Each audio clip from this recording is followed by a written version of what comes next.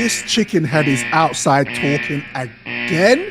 All I want to say is simply this. Keep your wife off the internet.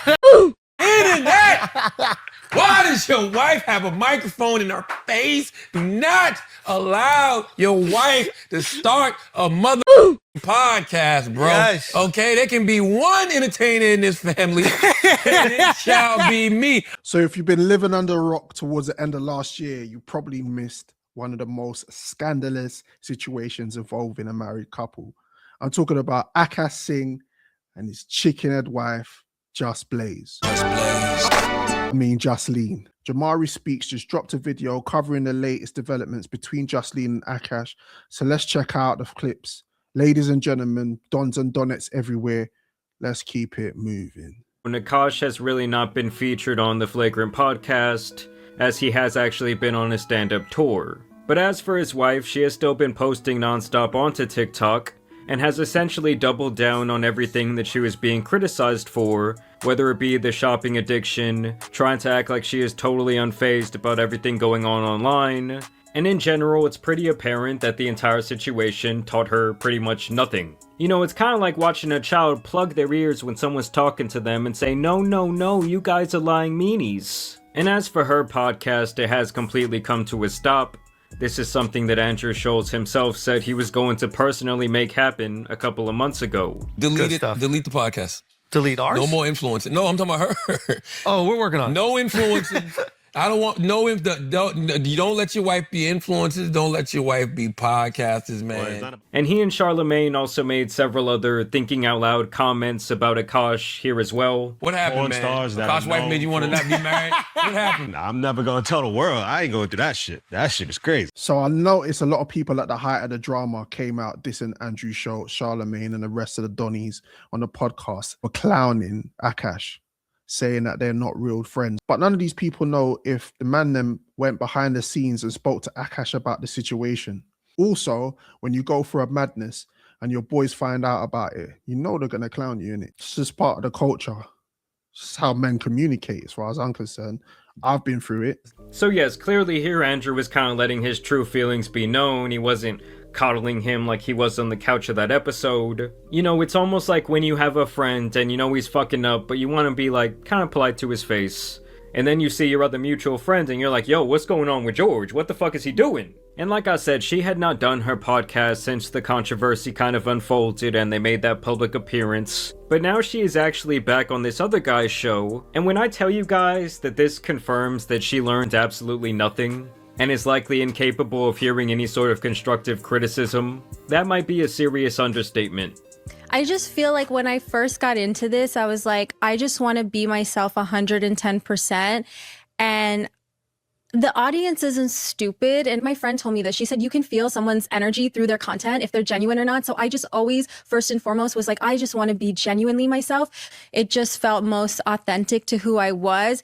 I like woke up in the morning and like my asshole was a little sore.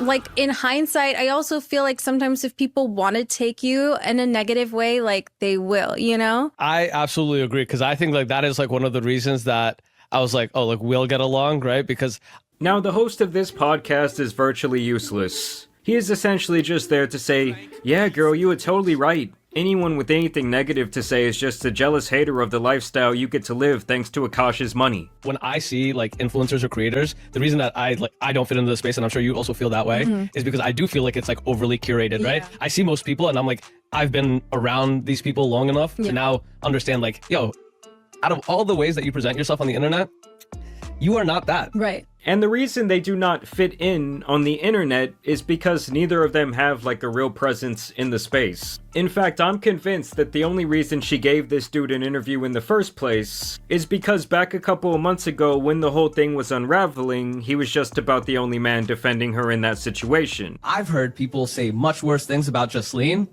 on the internet than what she said about this other creator. Y'all would rather people just appear to be good than people actually be honest and real, authentic about their feelings, right? Because for everybody who's like, oh, like she's a mean girl and she's saying mean things about other creators, in your response to her, you guys are being the exact same thing that you're accusing her of doing. I actually love her response to this podcast. Honestly, Jasleen, if y'all listening, keep that shit up. Be more honest. I'm almost certain that this Donnie has never been in a long-term relationship because you sound dumb. Brother, she don't like you and she's not going to give you the nans, bruv. Stop breading. Agree to a certain degree about being open and honest with your audience through your content, but not at the expense of your relationship. In my experience, you should always protect your relationship with your significant other at all costs. Behind closed doors, you can have arguments, discrepancies, fallouts. That's just a natural way of life. That's a natural thing. But in public, you should always speak about your partner in a positive light. Women do this often and don't realize that they are a reflection of their partner they are talking about. When you disrespect your partner publicly, it says just as much about you as it does about them. Akaash and Jasleen are gonna profit from this, by the way. Like, y'all think that, like, Akaash really mad, right? Like, that's his wife. You think that there's anything in the world that y'all know about his wife that he don't know about his wife? That don't change y'all life. Y'all still living in your mom's bedroom, talking about, his life over. Meanwhile, him and Jasleen sitting around, grabbing a check, opening up her, like, 5th Birkin. God damn, brother, come up for air sometime. Like, give Jasleen some room on that dick, my guy. I mean, this is a level of glazing that I do not think I have witnessed for quite some time. And honestly, the guy keeps talking as if he has too much damn saliva in his mouth. Swallowed up. Have you ever been swallowed up? But hey, I guess that's the side effect from sucking someone this hard. I guess now let's get into rubbing people the wrong way. Yeah. Here in the podcast, he actually asks her about her feelings about Myron. Obviously, Myron does what he does, and then the incels do what they do.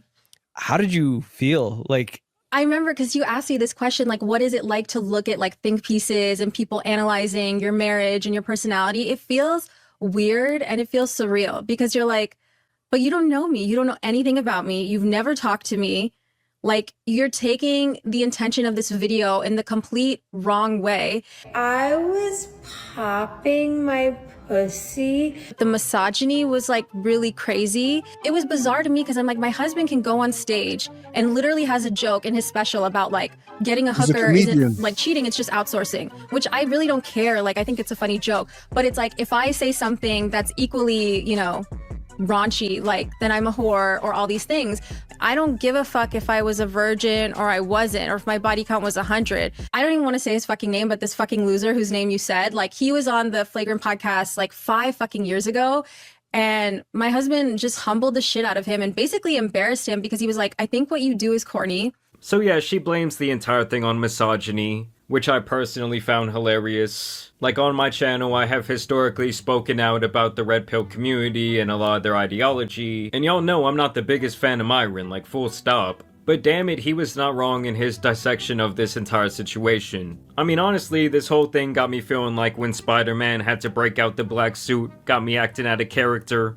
Because people of all genders, races, ages, whatever different demographic you can think, could see that she was being disrespectful of Akaash and damaging his public reputation like it wasn't rocket science. But instead, she is so in denial that she actually blames this entire phenomena on bots. This chicken head don't want to take no accountability for her actions. Now it's misogyny and bots. It was like very clear to see that there was like a lot of bot farming as well.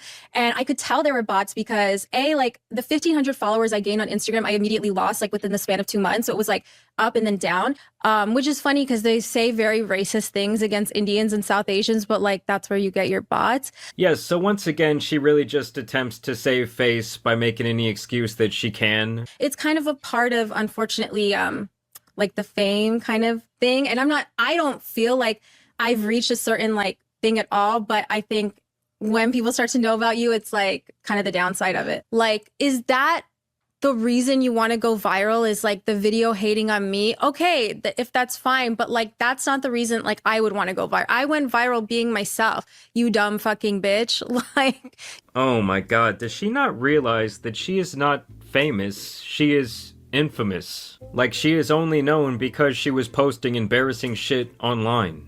Like, if I go out and piss my pants in the street and garner a bunch of attention, it's not like that makes me a handsome, popular, appealing guy. But of course, the yes man is still not coming up for air as he encourages her delusions. It's narrative building is a true art, Yeah. and it's also a science. Yeah. Right? If I can convince you, the person I'm building the narrative about, that the narrative is true, then I've won the battle. Yeah. Ask yourself, does everyone think this? Or is it that when you go to a comment section, you think that that's what everyone thinks? Yeah. No. What a donut. Her views and followers went up because at the height of the controversy, people rushed to her socials to see what was going on. It's just normal. Then naturally, it tapers off when the noise dies down and people move on to the next scandal. Some people have nothing better to do than to leave disrespectful comments. But there were plenty of people who were definitely curious about the whole situation.